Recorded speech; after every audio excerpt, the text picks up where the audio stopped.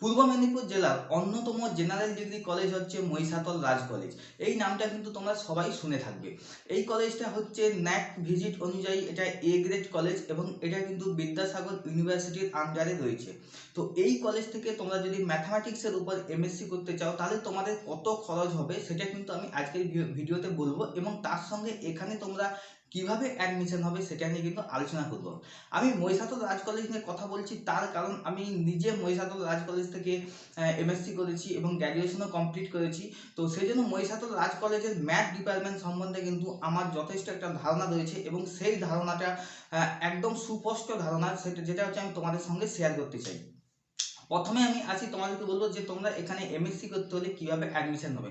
তো অ্যাডমিশন হওয়ার জন্য অবশ্যই তোমাদেরকে কিন্তু বিএসসি অনার্স থাকতে হবে ম্যাথামেটিক্সের উপর, এবং সঙ্গে কিন্তু 45% মার্কস লাগবে, ঠিক আছে। এবং এখানে আরেকটা ব্যাপার রয়েছে, সেটা হচ্ছে যখন এমএসসিতে অ্যাডমিশন হবে সেখানে কিন্তু যারা বিদ্যাসাগর ইউনিভার্সিটির আন্ডারে রয়েছে, যেই সব কলেজ রয়েছে, সেই কলেজ থেকে যদি স্টুডেন্টরা মহিষাদল রাজ কলেজে এমএসসি করতে আসে তাহলে কিন্তু তাদের জন্য কিন্তু বলবো 85% সিট সংরক্ষিত রয়েছে, ঠিক আছে। অর্থাৎ বিদ্যাসাগর ইউনিভার্সিটির আন্ডারে যত কলেজ রয়েছে তারা যদি মহিষাদল রাজ কলেজে এমএসসি করে তাহলে কিন্তু 85% সিট কিন্তু তাদের জন্য রয়েছে, এবং 15% সিট কিন্তু ওপেন কম্পিটিশন, অর্থাৎ তোমাদেরকে যারা অন্যান্য ইউনিভার্সিটি থেকে এসে এই কলেজে এমএসসি করবে তাদের জন্য কিন্তু 15% সিট কিন্তু এখানে রয়েছে, ঠিক আছে। এভাবেই কিন্তু এলিজিবিলিটি ক্রাইটেরিয়া রয়েছে। তো তারপরে আমি তোমাদের বলবো এখানে কিন্তু অ্যাডমিশন যেটা হয়ে থাকে সেটা মেরিট বেস অনুযায়ী হয়ে থাকে, যারা গ্র্যাজুয়েশনের নাম্বার অনুযায়ী কিন্তু তারা এই কলেজে ভর্তি হতে পারবে।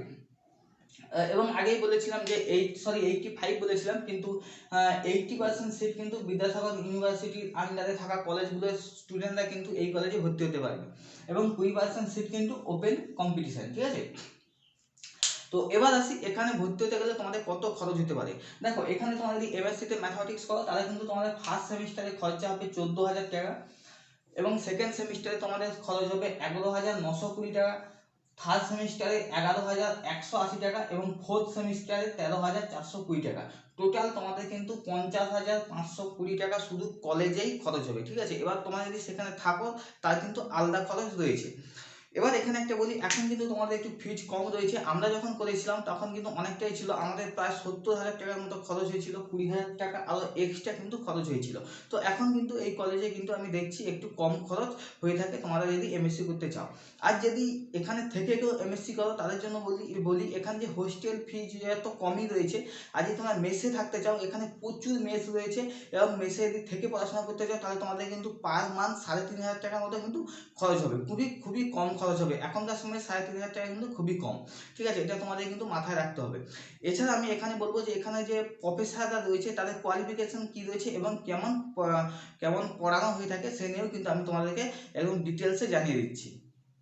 মহিষাদল রাজ কলেজের যেসব এমএসসি ডিপার্টমেন্টের ম্যাথামেটিক্স সাবজেক্টের যে টিচার রয়েছে তার এক নম্বর রয়েছে দেখো ডক্টর মানস কুমার মাইতি, এবং তার যে কোয়ালিফিকেশান রয়েছে এমএসসি করেছে, এমটেক, বিএড, এমফিল এবং পিএইচডি, ঠিক আছে। তার কোয়ালিফিকেশন অনুযায়ী কিন্তু শিক্ষক কিন্তু ভালো।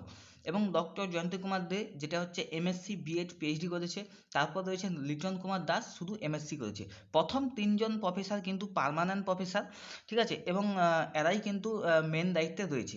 তারপরে যে ভিজিটিং ফ্যাকাল্টি বলে রয়েছে, এরা শুধুমাত্র যারা এমএসসি করবে তারা কিন্তু এমএসসিতে পড়ানোর জন্য কিন্তু আমাদের কলেজে আসবে। ওই ভিজিটিং ফ্যাকাল্টিগুলো যারা 10টা নাম রয়েছে তারা কিন্তু ভিজিটিং ফ্যাকাল্টি, তোমরা নামগুলো দেখে নিও। আমি তবে একটু বলে দিচ্ছি, দেখো 1 নম্বরে রয়েছে মনোরঞ্জন মাইতি, এমএসসি, পিএইচডি, খুব ভালো স্যার। তারপর Shyamal Kumar Mondal, MSc, MTech, PhD, এরাও কিন্তু খুব ভালো স্যার। অর্থাৎ প্রফেসরগুলো তাদের কোয়ালিফিকেশান দেখি তো প্রায় কিন্তু সবাই পিএইচডি রয়েছে এবং এমটেক রয়েছে, কিছু একটা দুটো কিন্তু এমএসসি রয়েছে, নাহলে কিন্তু এখানে টিচিং ফ্যাকাল্টি কিন্তু খুবই ভালো রয়েছে। শুধুমাত্র একটা জিনিস খারাপ, সেটা হচ্ছে পার্মানেন্ট প্রফেসর হচ্ছে 3জন রয়েছে, নাহলে কিন্তু আর সব দিক দিয়ে কিন্তু খুবই ভালো, এবং পড়াশুনোও কিন্তু এখানে ভালো মানের হয়ে থাকে।